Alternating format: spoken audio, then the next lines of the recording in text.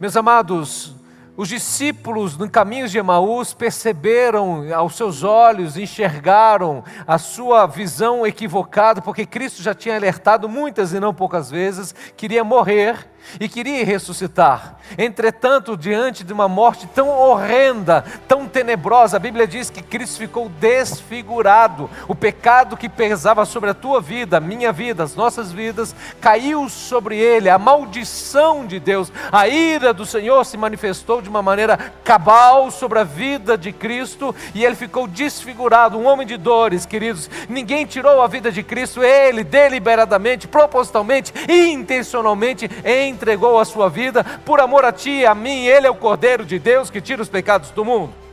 Mas diante daquela morte horrenda, diz a palavra de Deus que Pedro nega, queridos, Judas o trai, todos os discípulos fogem, queridos, e eles estavam agora, queridos, amedrontados, achando que poderiam ser as próximas vítimas, porque a Bíblia diz: maldito todo homem que é pendurado no madeiro, e Cristo se fez maldito para declarar que somos benditos. Cristo morreu no nosso lugar para nos dar vida eterna. E haviam 2 discípulos que estavam totalmente entristecidos, apagados diante, queridos, da morte de Cristo, e diz a palavra de Deus que eles saem de Jerusalém, vão a caminho de Emaús, cerca de 10 quilômetros, portanto em torno de 2 horas eles gastariam nesta caminhada, entristecidos, e não percebe que quem se achega diante deles e faz a seguinte pergunta: por que vocês estão tão tristes?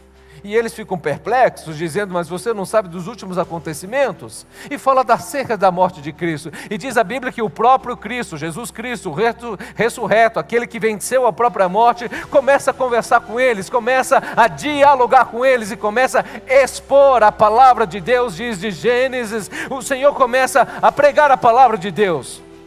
E o Senhor então faz menção que vai seguir caminho, mas os discípulos de Emaús falam: não, fique conosco, já se faz tarde. E diz a palavra de Deus que foi no repartir do pão, no cortar o pão, que os olhos deles se viram que quem estava ali não era um homem comum, não era um profeta qualquer, era o próprio Deus, o Verbo encarnado, Jesus Cristo, que vencera a morte.